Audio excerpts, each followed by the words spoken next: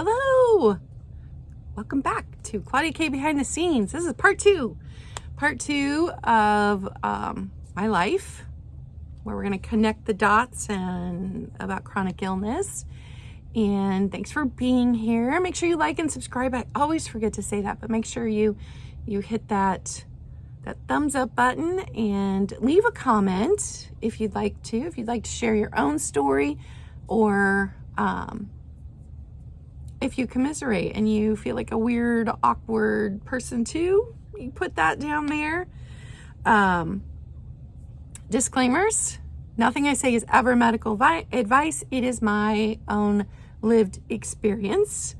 I try not to mention other people's names. My story is my own, from my own perspective, and there's always two sides to every story. So just because I felt that way, that may not have been the way the situation actually went, and we're not going to include some of the story because we are not going to hurt other people. I think those are my disclaimers. So thank you for being here. This is part two. And when we left, I was a teenager already experiencing quite a large amount of pain. And I was an awkward weirdo who had left small private Christian schools to go into a public school system for the first time. So I was having these headaches, and I'd been to several doctors. I'd been to the psychologist. Nobody had any answers. And my mom had taken my grandma to the dentist once, and while I've got my grandma in the back cleaning her teeth, mom's just sitting there, and she sees this, one of the flyer things on the wall that says, "Are you experiencing?" And it lists these symptoms. And I had them all. And my mom's like, "Well, this is describing my daughter." And so when my grandma comes out, my mom asked to speak to the dentist, and dentist said, "You bring your daughter in." It was TMJ syndrome, TMJ disorder. So she brought me in. He put a piece of wax and he did something to my jaw and had me bite down. Headache went away. First time in a year I'd had pain relief from that headache. Also, should note that it was at this time, so around the age of 14, that I started taking regular pain medication for the headaches and for the cramps. And so Tylenol did not work well. There was a family allergy to aspirin, so I didn't try it at that point in time. I have since then, and it doesn't do anything either. And so I settled on ibuprofen, which worked the best out of over-the-counter meds for me.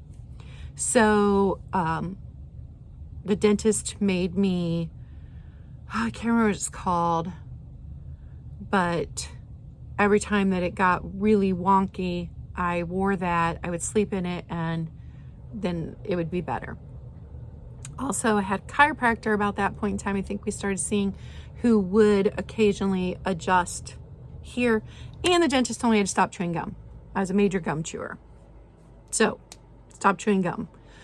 So, I will still get TMJD problems, but, now I know what it is, and now I can massage it myself and loosen it, or I can hold my teeth straight and make sure that everything's lined up right. So, and I still don't hardly ever chew gum because it leads to that. But we were chewing like Hubba Bubba, like the great big pieces of, and I was a chronic gum chewer, so that directly led to how bad it was. Also, about this time, by the time I'm 15, then I go to the gynecologist for the first time, who tries me on different things. I had really terrible reactions to birth control, which was supposed to regulate my period and keep me from missing school and missing work. And I was diagnosed with,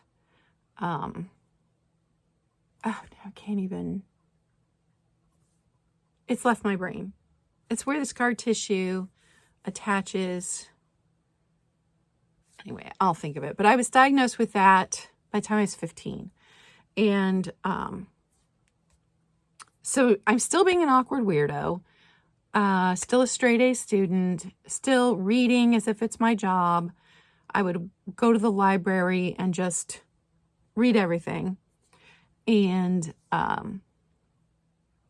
then we go into high school.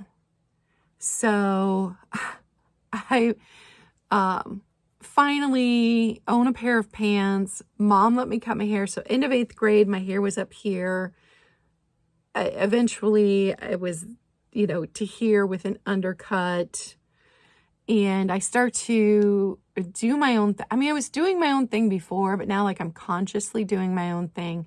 And I never understand. I'm still awkward socially.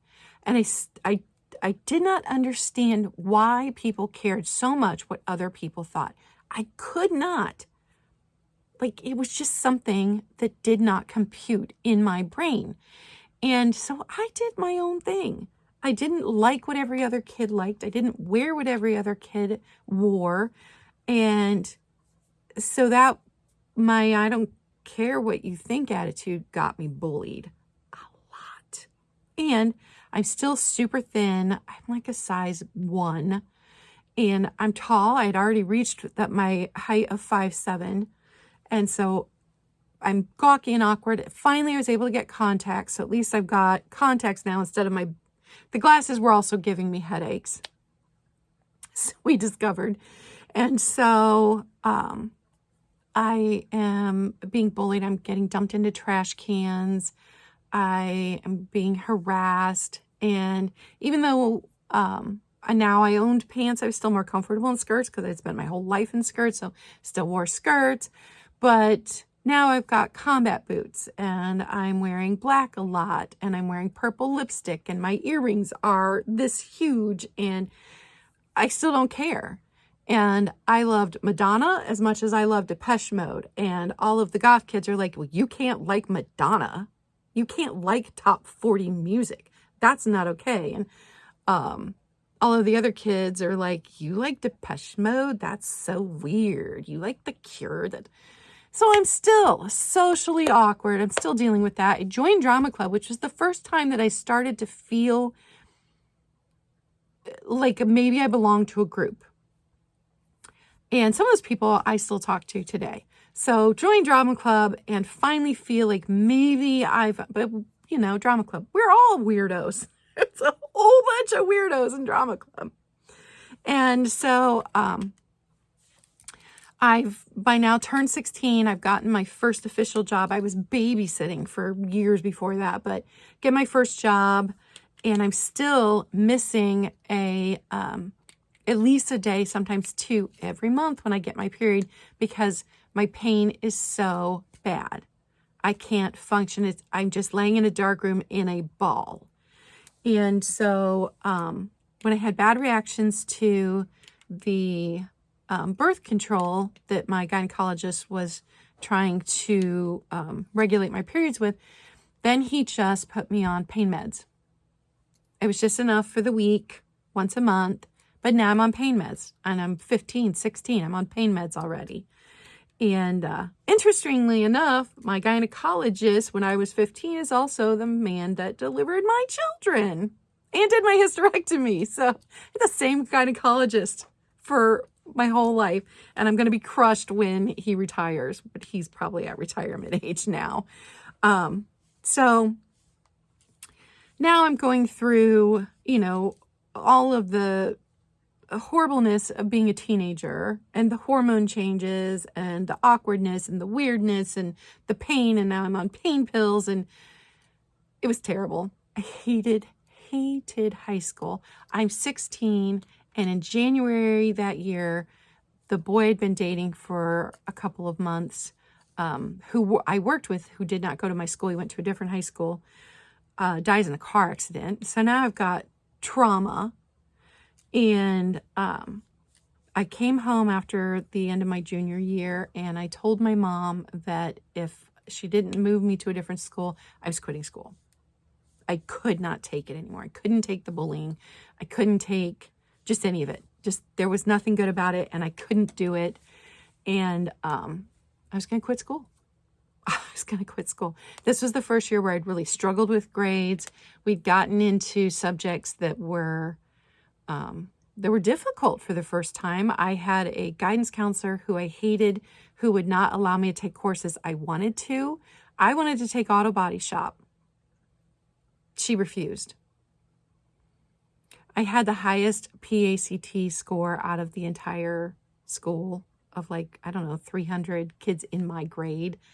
And she said that I had to take the college courses, the honors courses, and that no way was somebody as intelligent as I going to be allowed to take that. I was not allowed to take photography. She made my life hell that year. And then it didn't help that her son, who was a senior that year, was also one of my biggest bullies. So it was a terrible year. And I didn't get to do anything that interested me. I was forced into these college courses where now I'm in honors trigonometry. I can't do it. I can't. My brain does not work that way. I was fine with math through algebra, but geometry, I barely slid by with a passing grade. And then you get into honors trig. Nope, couldn't do it. My brain did not comprehend. I could not do it. And I'm still daydreaming my way through class. I'm the weirdo kid who's walking through the middle of a busy high school with a book in front of me as I'm walking along. Part of it to avoid social interactions. I'm still weird. At this point, my parents expected me to be able to go through a line and pay for my own items or go up to the window at Burger King and order my own food, and I can't do it. I'm weird. It was so hard for me to do these things, and I couldn't even explain it. And I'm the oldest, so I'm the responsible one, and I'm supposed to just set the example, and I cannot tell anybody. I've got all this going on in my brain. So I'm constantly being forced into situations that were so uncomfortable and so hard. Everything just seemed so hard. And I really excelled where somebody laid out the expectations and then didn't waver from it. And so I could follow those rules exactly. And I was fine. Except that most humans aren't like that.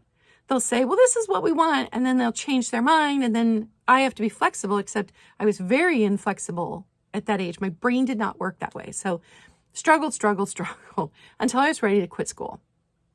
And so to go from a straight A student at the beginning of high school to the end of 11th grade being a dropout was what I had planned. My parents decided to switch me back into a private Christian school.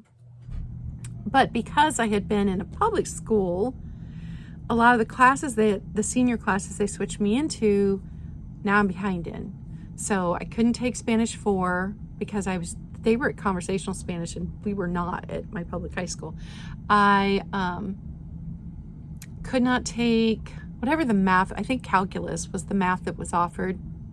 No, wasn't doing calculus. But I had enough math credits to graduate, so I didn't need that.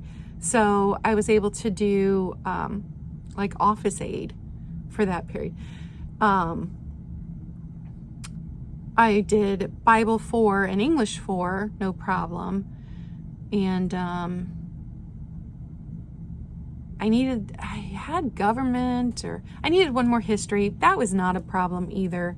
So I did okay. I also had music aid, and then I had some kind of composition, book writing class that I loved. So my senior year was a breeze. It was a breeze. I was still a weirdo.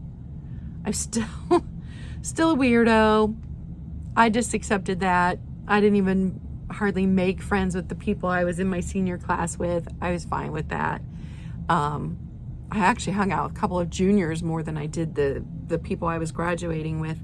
But my grades came back up, and my senior year was a breeze. And we had my pain under control. We'd figured out what was going on with my jaw. And so I graduated and was able to take a breath. And I accomplished this thing. I did this thing. So high school took a whole video. So we're going to end that one there. That was part 2. Thanks for hanging out with me with my story. And we're going to get into part 3 where there's a couple of injuries that happened in high school I forgot to mention. We'll talk about those in part 3, and we'll get more into that. But that's my story so far. That was part 2. Thanks for watching.